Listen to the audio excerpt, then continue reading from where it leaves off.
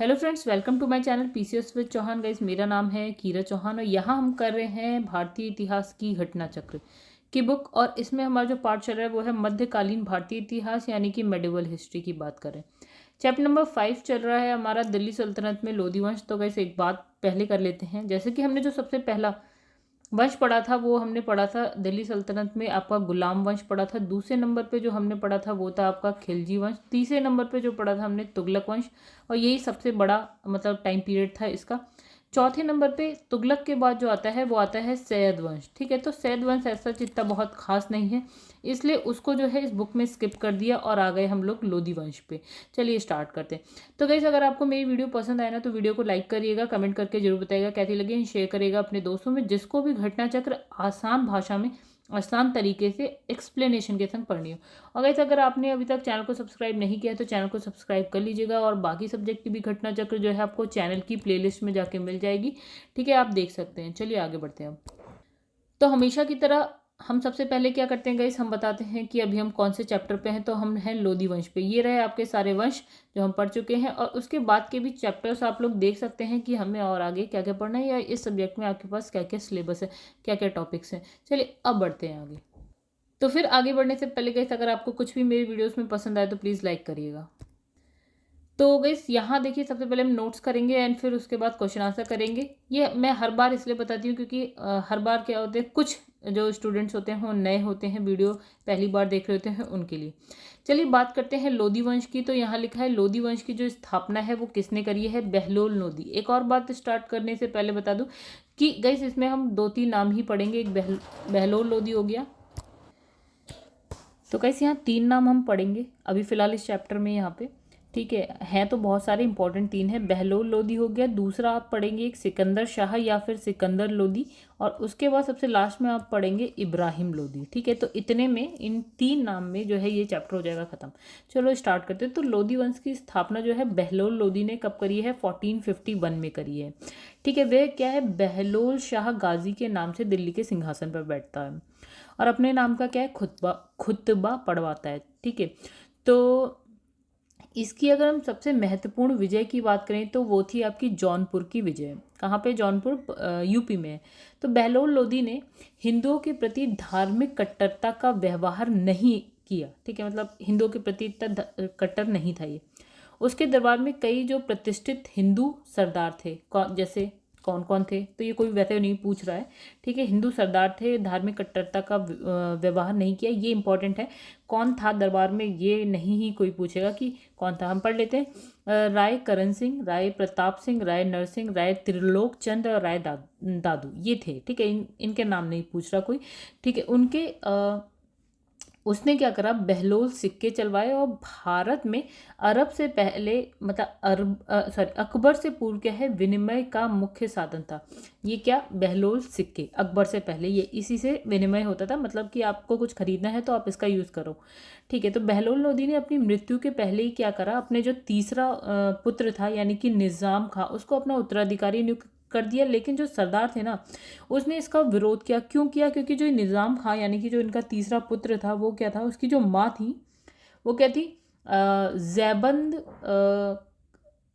जैबंद उनकी माँ जैबंद एक सुनार की पुत्री थी। इस वजह से क्या है, जो सरदार हैं, सरदारों ने विरोध किया कि भैया ये जो आपका तीसरा पुत्र है उसको उत्तराधिकारी ना बनाए करके। ठीक है, चलिए अब नाम बंदे का था, जो तीसरा पुत्र था उसका नाम था निज़ाम खां। ठीक है, अब यहाँ लिखा है कुछ शक्तिशाली सरदारों ने क्या किया, निज़ाम खां का साथ दिया। ठीक है, और 1489 को क्या करा, इसे सुल्तान बना दिया। और किस नाम से ये गद्दी पर बैठता है, सिकंदर शाह के नाम से। राइट, तो पहला नाम हमने पढ़ लिया आपका गाइस यहाँ पे बहलोल लोधी, और दूसरा इनका बेटा है सिकंदर शाह या सिकंदर लोधी कह सकते हैं आप। ठीक है, तो सिकंदर शाह। चलिए आगे बढ़ते हैं। तो ये लिखा है सिकंदर शाह के नाम से गद्दी पे बैठ गया, और कौन, निज़ाम खां, ये सिकंदर शाह के नाम पे बैठा, और लोधी वंश का ये क्या है, एक महानतम शासक था। अच्छा, 1504 में जो सिकंदर लोधी है उसने राजस्थान के जो शासक थे उन पर नियंत्रण करने के ध्येय से क्या किया, यमुना नदी के किनारे एक शहर बसाया, आगरा। आगरा, ठीक है, और इसे क्या करा, अपनी राजधानी बना दी। तो ये इंपॉर्टेंट कहते हो गए सिकंदर शाह, इसने क्या करा कि एक शहर बसाया यमुना नदी के किनारे आगरा, इसे अपनी राजधानी बनाई। तो सिकंदर शाह अत्यधिक क्या था, परिश्रमी, उदार, न्यायप्रिय शासक था, मतलब अच्छा खासा था, ठीक था। अच्छा, उसने कृषि और व्यापार की उन्नति के लिए प्रयत्न किया, मतलब कृषि और व्यापार की उन्नति के लिए प्रयत्न किया। नाप का पैमाना आया, सिकंदर लोदी की बात हुई तो एक नाप का पैमाना था, उसका नाम था आपका गजे सिकंदरी, ठीक है। तो ये इसी के टाइम में आया, ठीक है। उसने निर्धनों के लिए मुफ्त भोजन की व्यवस्था करी। उसने मुहर्रम में ताजिया निकलवाना बंद कर दिया। पीर और संतों की मजार पर मुस्लिम स्त्रियों को जाने से मना कर दिया, ठीक है। उसके समय में योग्य व्यक्तियों की एक सूची बनाकर जो है 6 महीने के बाद, मतलब हर 6 महीने में उसके सामने प्रस्तुत की जाती थी। अच्छा, वह शिक्षित था, विद्वान था।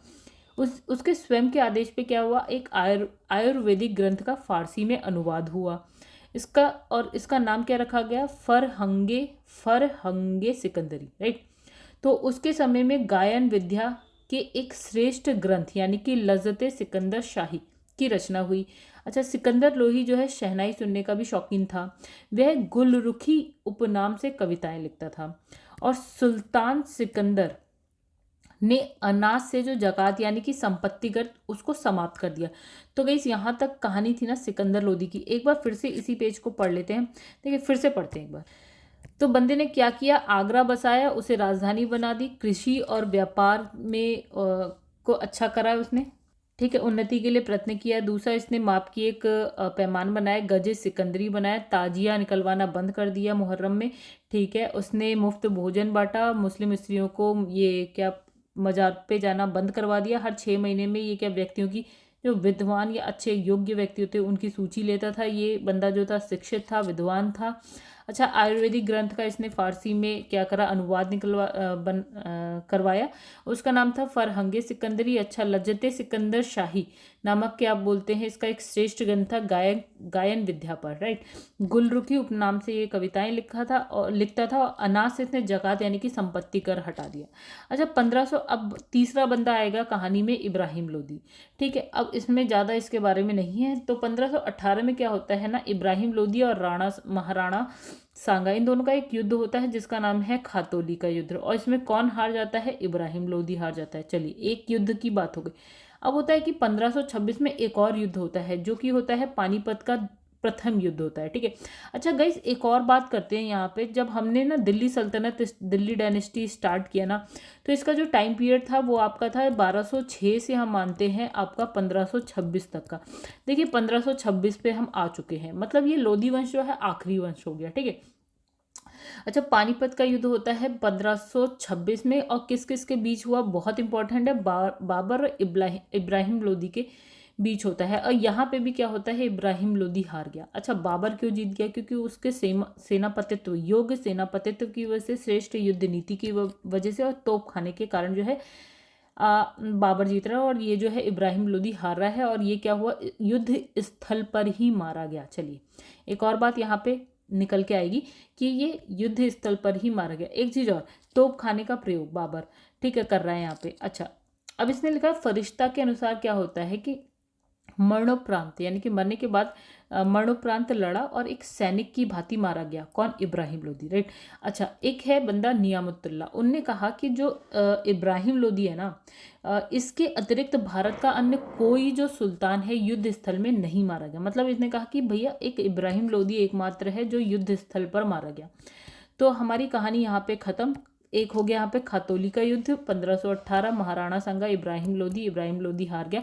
फिर दूसरा है पानीपत का युद्ध जो कि हुआ 1526 में, जिसमें बाबा इब्राहिम लोदी में इब्राहिम लोदी मारा गया, ठीक है। तो कहानी यहाँ पे खत्म हो जाएगी। दिल्ली डायनेस्टी जो कि 1206 में स्टार्ट हुई और 1526 में यहाँ पे खत्म हो जा रही है, ठीक है। हमने क्या क्या पढ़ लिया, हमने दिल्ली डायनेस्टी में यानी कि दिल्ली सल्तनत में हमने पढ़ा एक गुलाम वंश, फिर हमने पढ़ा था खिलजी वंश, फिर हमने पढ़ा था तुगलक वंश, फिर हमने पढ़ा था, देखिए सैयद वंश इतना इंपॉर्टेंट नहीं था तो बुक में नहीं था, थोड़ा बहुत जो इंपॉर्टेंट होगा आप लोग रेफरेंस बुक से देख सकते हैं। फिर हमने लास्ट में पढ़ा आपका लोधी वंश, ठीक है। तो इन सब में एक और चीज़ पूछी जाती है कि सबसे बड़ा वंश किसका था, तो ये आपका था तुगलक वंश, मतलब इसका टाइम पीरियड सबसे ज़्यादा था, ठीक है। तो आगे बढ़ जाते हैं, क्वेश्चन आंसर देख लेते हैं। इसमें लिखा है निम्नलिखित शासकों में से कौन जो है अफगान मूल के थे। देखिए जो हमने अभी तक ना स्टार्टिंग में जो हमने देखे वो सब क्या थे, तुर्की थे, ठीक है, तुर्की। और जो ये लोदी वंश था ये आपका अफगान, मतलब ये तुगलक खिलजी से है, सब तुर्की उर्की। ठीक है, आगे बढ़ते तो दिल्ली सल्तनत में क्या है, लोदी वंश शासक जो है अफगान मूल के थे और लोदी वंश की स्थापना बहलोल लोदी ने करी थी 1451 में करी थी। और इनका जो शासनकाल हो गया वो आपका 1451 से लेकर आपका हो गया 1526। तो गई एक और बात कर लेते हैं।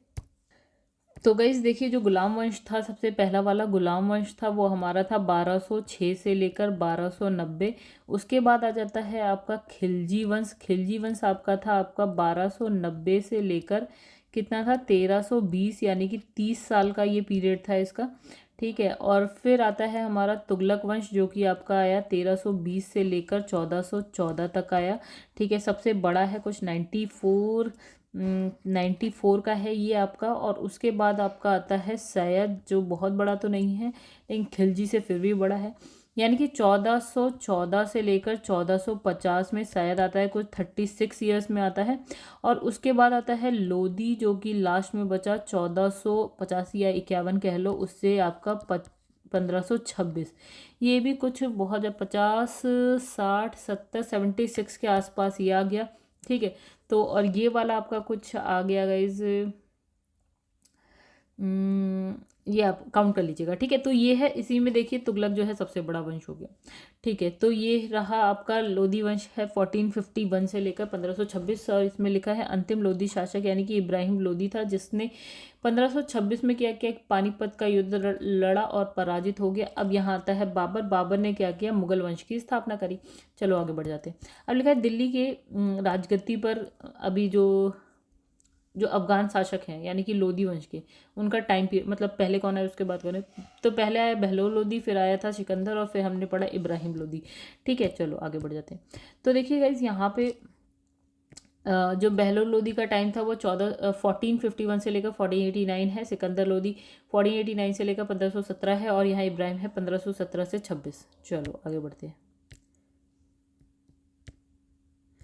तो ये वाला क्वेश्चन आप खुद देख लीजिएगा, आगे बढ़ जाते हैं। आईएएस का क्वेश्चन है। ठीक है, चलिए यहाँ पे लिखा है महाराणा सांगा ने इब्राहिम लोदी को किस युद्ध में हराया था। तो खातौली का युद्ध 1518 में हुआ था। और कौन हारा, इब्राहिम लोदी हार जाता है।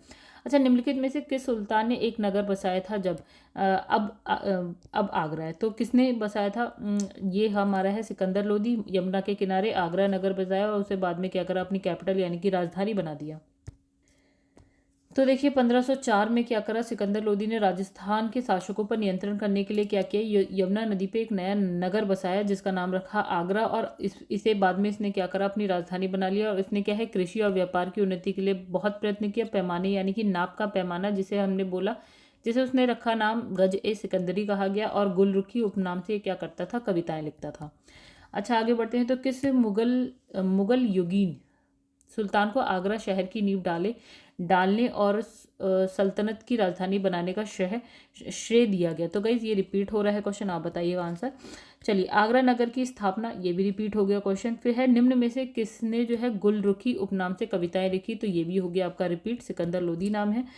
अच्छा, निम्नलिखित में से किसने आगरा की स्थापना करी। तो गाइज ये क्वेश्चन भी हो गया आपका रिपीट, आगरा किसने, सिकंदर लोदी ने करी थी। अच्छा, निम्नलिखित सुल्तानों में से कौन अन्न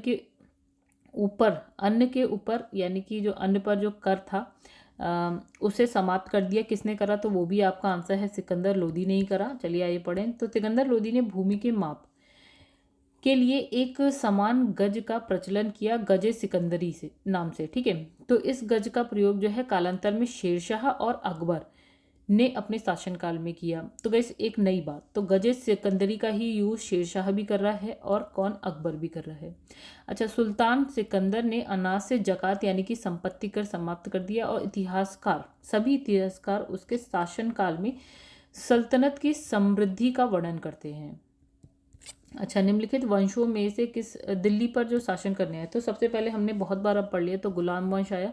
उसके बाद हमने कौन सा वंश पढ़ा था गाइस, कौन सा था, खिलजी वंश था। ठीक है, फिर उसके बाद हमने कौन सा वंश पढ़ा था, तुगलक वंश पढ़ा। फिर उसके बाद हमने देखा सैयद वंश आता है, और उसके बाद हमने देखा लोधी वंश आता है। ठीक है, ये आंसर, मतलब ये आंसर है।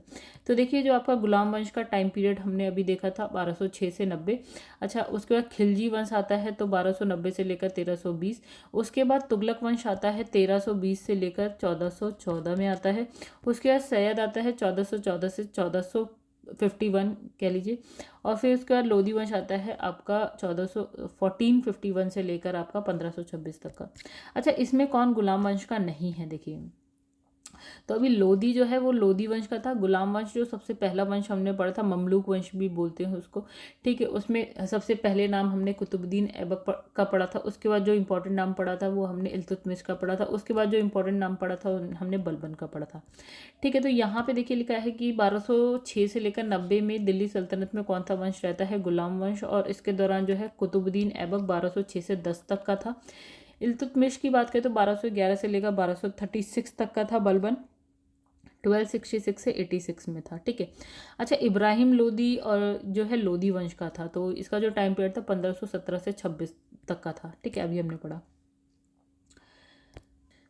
तो गाइस ये चैप्टर तो था छोटा सा, तो गाइस यहाँ पे ये चैप्टर होता है खत्म। अगर आपको वीडियो अच्छी लगी तो वीडियो को लाइक कर दीजिएगा, चैनल को सब्सक्राइब नहीं किया है तो कर लीजिएगा, कमेंट करके जरूर बताएगा कि आपको वीडियो मेरी कैसी लगती है। एंड गाइस घटना चक्र यानी कि बाकी सब्जेक्ट की भी अगर आप घटना चक्र पढ़ना चाहते हैं तो चैनल की प्लेलिस्ट में जाके आप देख सकते हैं।